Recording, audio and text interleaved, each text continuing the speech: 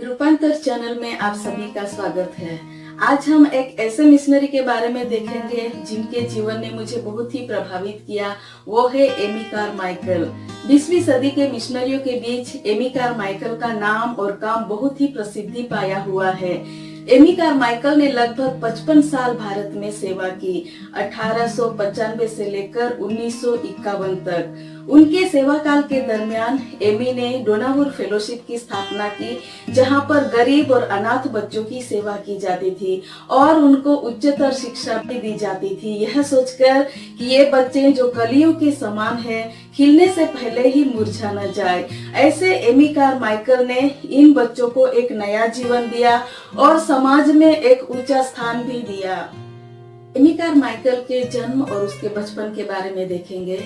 Amy Carmichael का जन्म 1867 में उत्तर आयरलैंड के मिलिस्ले नामक एक छोटे से गांव में हुआ था। एमी कारमाइकल के पिताजी का नाम डेविड और माताजी का नाम कैथरीन कारमाइकल था। उनके 7 बच्चे थे, उनमें से एमी कारमाइकल सबसे बड़ी बेटी थी। एमी ने अपने बचपन को बहुत ही खुशी और आनंद से बिताया, क्योंकि परिवार में सबसे वो बड़ी बेटी थी। जब एमी कारमाइकल 18 साल की थी, तब अचानक उसके पिताजी की मृत्यु हुई और परिवार का पूरा बोझ एमी को उठाना पड़ा। अब एमी को अपनों को भी संभालना था, अपने माता को और अपने भाई बहनों को भी संभालना था। एमी के पिता के मृत्यु के बाद एमी कारमाइकल को रॉबर्ट विल्सन ने अपनी बेटी की तरह मान लिया और उसको संभाला, जो कैस्विक कन्वर्शन के सह उत्पादक थे। एमी कारमाइकल की सेवा की बुलाहट के बारे में देखेंगे।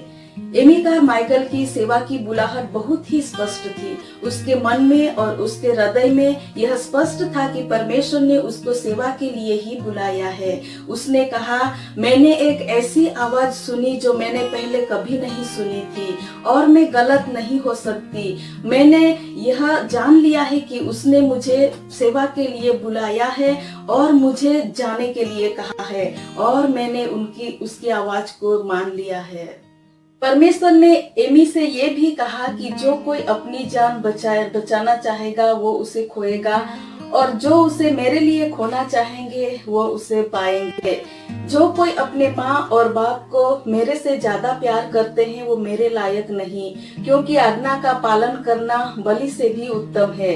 इन बातों ने एमी के जीवन में बहुत ही गहराई से काम किया।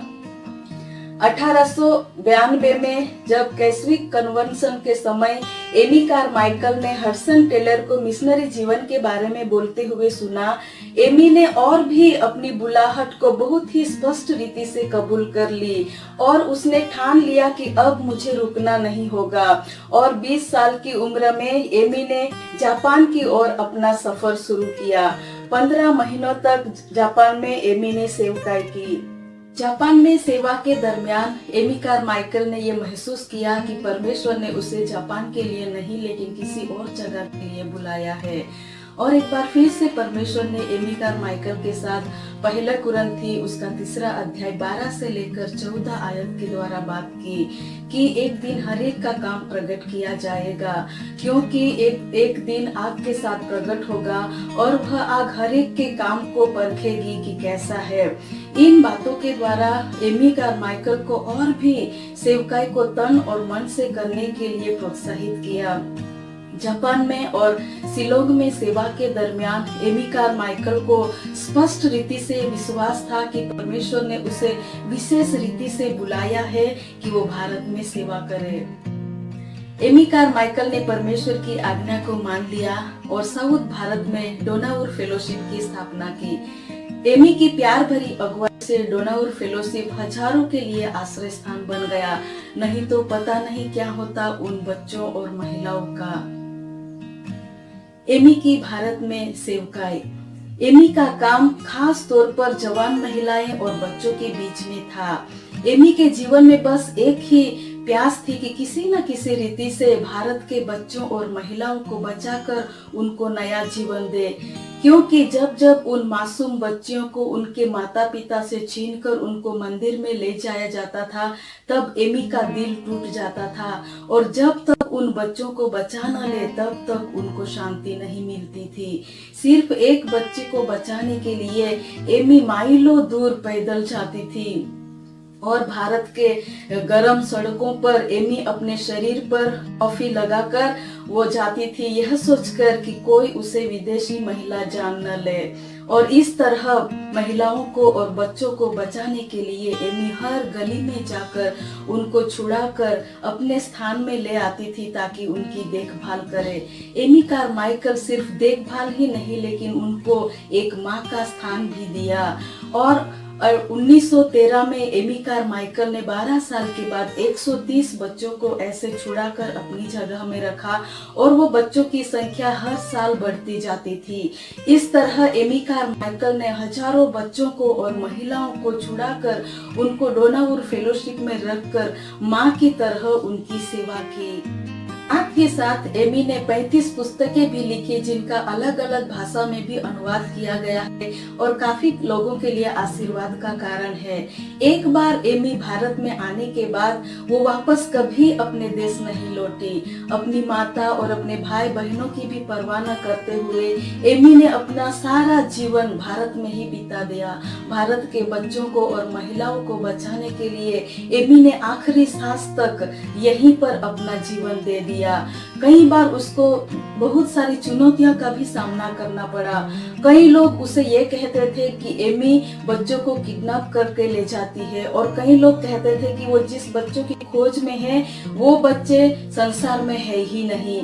और कई तरह के मानसिक तनाव से भी होकर एमी को गुजरना पड़ा, लेकिन फिर भी एमी के साथ परमेश्वर था और जय देने वाला परमेश्वर उनकी हर परिस्थिति में उसको जय दिया और उसको आगे बढ़ाया। और आज भी डोनाउर फेलोशिप हजारों मिशनरी बच्चों के लिए आशीर्वाद का कारण है। उच्च शिक्षा उनको दी जाती है और समाज में ऊंचा स्थान उनको दिया जाता है। परमेश्वर का धन्यवाद हो जिन्होंने एमी जैसे मिशनरी को हमारे देश में भेजा और भारत की देवदासियों को और वेश्याओं को बचाकर उनको नया जीवन दिया।